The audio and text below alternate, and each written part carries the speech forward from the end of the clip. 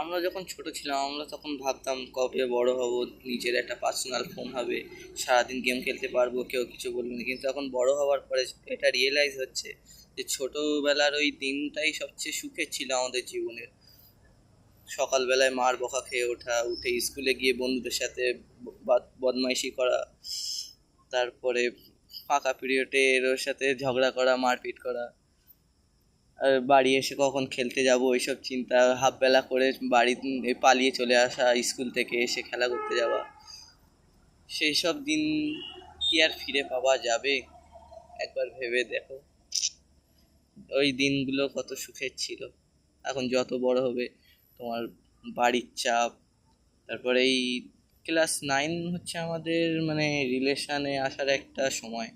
মানে সবাই ওই সময়টা যেন রিলেশানে বেশি ঢুকে যায়। আর ওই ক্লাস 9-এর ভালোবাসা টিকেছে বলে আমার তো কারো জানা নেই, খুবই কম, রেয়ার ওইটা টিকে যায়।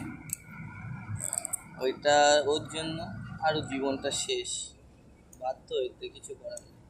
তাই চেষ্টা করবে যে ক্লাস 9-এর ওই ভালোবাসাটাকে এড়িয়ে যেতে। কারণ ওই সময়ে পয়সার প্রতি, পড়াশুনোর প্রতি ভালোবাসাটা রাখা বেশি ভালো আমাদের জন্য।